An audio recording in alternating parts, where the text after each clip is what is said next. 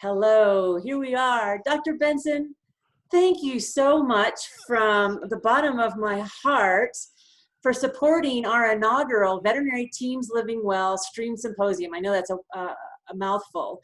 And Will there be a test on it? Do I have to repeat that back to you? Okay. It's another one of those acronyms. But nationwide, pet insurance has stepped up to the plate, and it just brings me the greatest joy and to be working with you and your team at Nationwide. It's fantastic.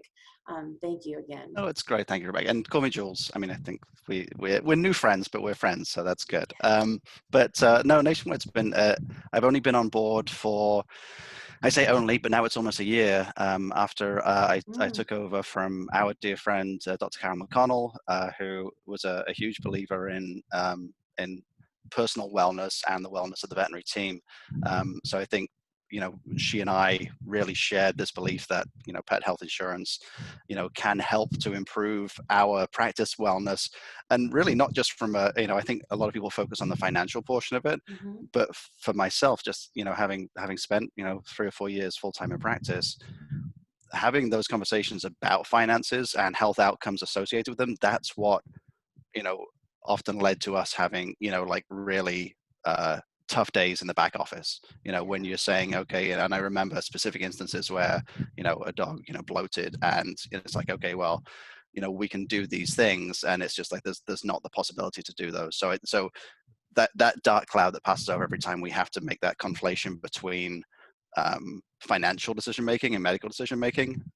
To me, as a practitioner, as a past practitioner, that I believe is where the wellness option comes in. I think the money side of it is great, and I don't want to count that down. So everybody who's a practice manager or something else, like that, the revenue side of things is fantastic. Yeah. But I think having the ability to practice good medicine and not having to make that conflation between medical and financial, that to me is where the real wellness portion for the veterinary clinic comes in for pet health insurance. Most definitely. It is daunting to have those conversations over and over again.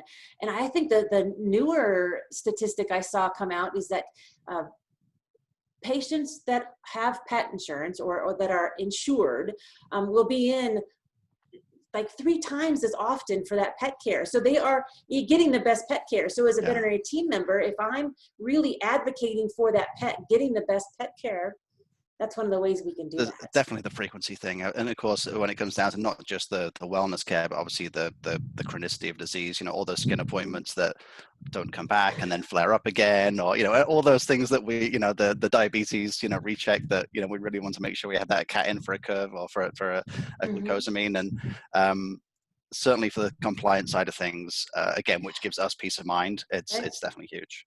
And I see that in a lot of our surveys for within our Living Well membership, but also outside of that too, is just that they want to be able to offer that. They want to have compliant conversations and compliant clients.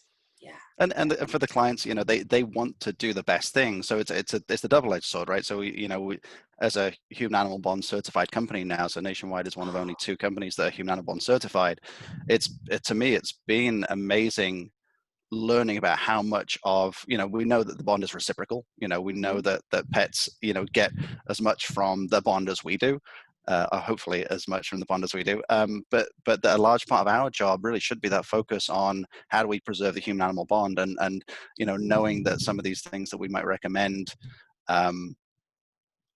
put a strain on that.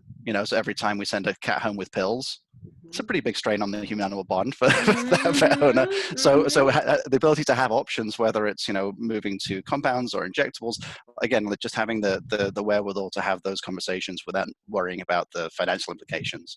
It's it's, to me, it's getting more and more into the enablement of this human animal bond and making sure that we're offering all the options and able to do everything we can to preserve that.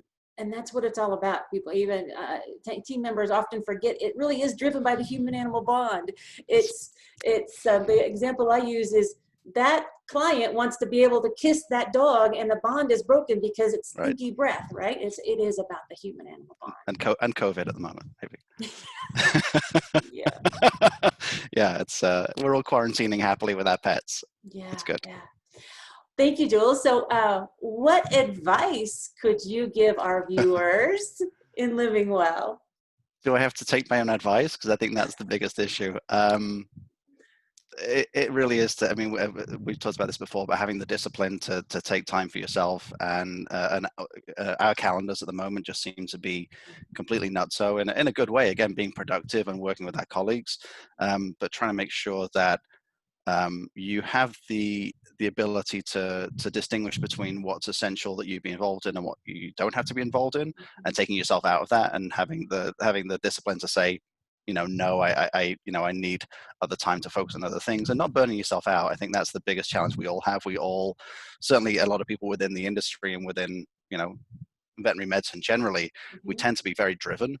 And so I think there's definitely a danger that comes with that. And again, I'm not very good at taking my own medicine sometimes, because I think, again, just trying to get that awareness of saying, when should I, ease off the gas, or when do I need to, take a couple of hours in the morning to go out for a bike ride, or it's finding the discipline to do those things, which I think is a struggle for a lot of us. It really is the discipline, the prioritizing. Yeah.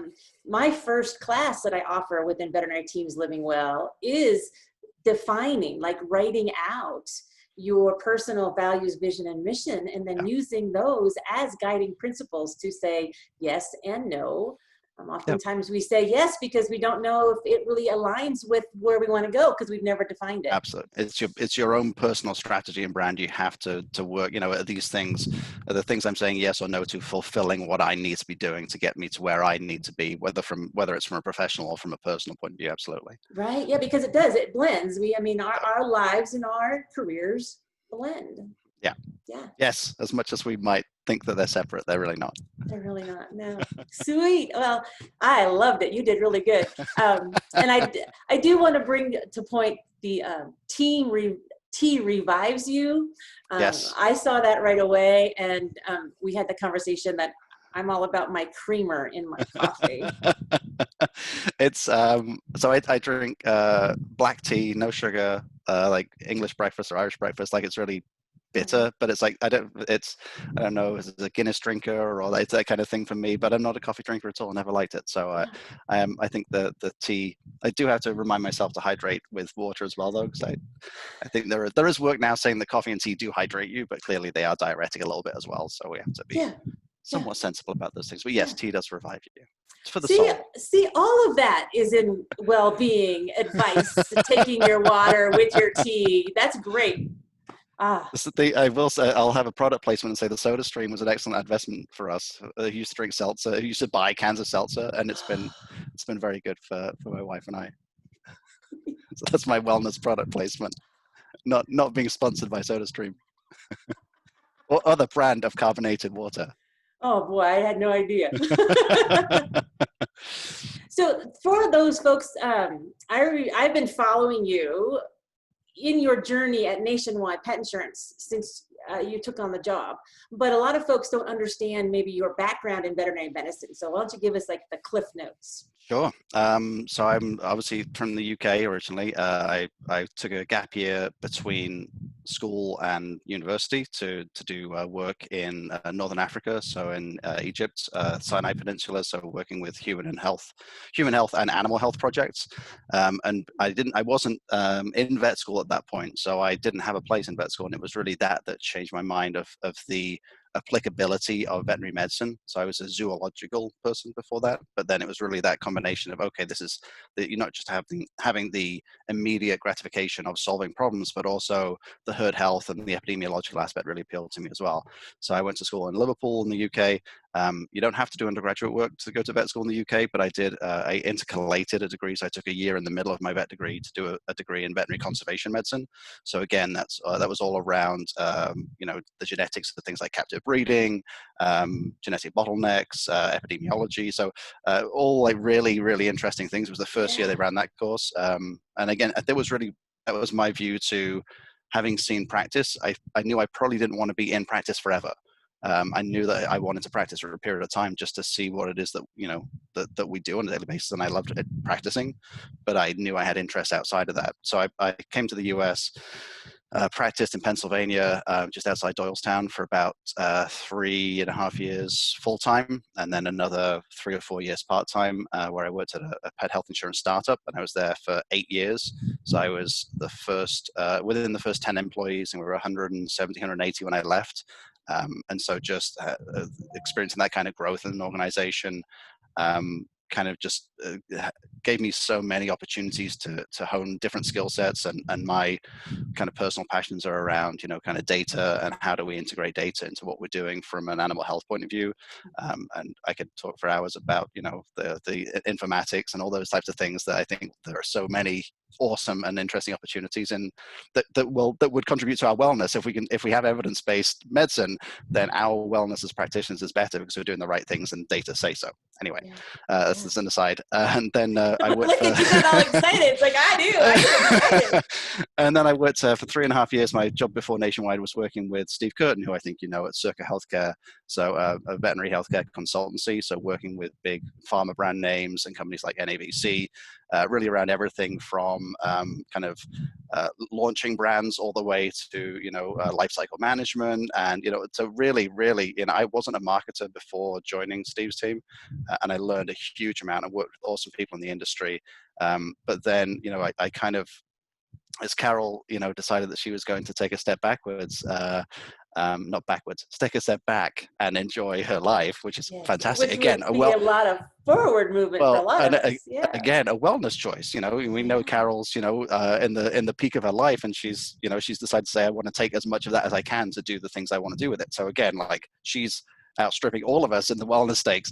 But I thought to be inside on a team in an industry I knew, and to be able to help shape, where Nationwide is going from a pet protection point of view, that was really appealing to me. So I work with an awesome team here who make, my daily wellness better. And everyone I work with here is great. So I'm very, very lucky. Yeah. Most people don't know, but I have an intimate connection with Nationwide too, from previous years, being one of the first field educators for VPI Nationwide at the time. So I'm so excited that you've taken on this role, that Carol is doing what she needs to do. And I'm really enjoying spending my time with you and getting to know you. Awesome. And thank you again for supporting. It's great. It's good to talk to you as always, Rebecca. Yeah. And hopefully, and I think the work you're doing is really important. I think that we're a profession that doesn't do well with self-care. And I think we do need to be taken by the hand sometimes and said, you need to do better. Right? I call this my mom finger. Really, I mean, we need it. I mean, I think all the way through. I mean, when we're doing better now about things like on call, that's changed massively over the past 30 years. But there's a lot to go. So we work ourselves really hard, and I think we know why, but finding ways to alleviate that is going to be crucial. So the work you're doing is awesome. So thank you. Thank you. So how can our viewers and the people attending our symposium reach out to Nationwide, or even connect with Jamie, who's going to be our representative within our symposium? Yeah, Jamie's awesome, and she'll be able to answer any questions you have. We're pretty active on social media, so my LinkedIn account is pretty active, and I work with Gina Spadafori, as well, who helps me with my content and crafting everything that we're putting together and trying to find important things for people to read. We have nationwidedvm.com, so anyone in the veterinary industry who wants to follow us, we blog with that. And we have our field vets who go out to all of the colleges as well. So if you're involved with any of the veterinary institutions, we have people on the ground once a year in person and once by webinar. So we're trying to stay active and trying to stay in front of everybody and making sure that we're there. But yeah, if they have any questions, Jamie's a great resource. Yeah, she'll point you in the right place. I will give everybody Jamie's contact. Well, thank you so much. Don't leave. I'm going to stop the recording, but don't go anywhere. Okay. All right.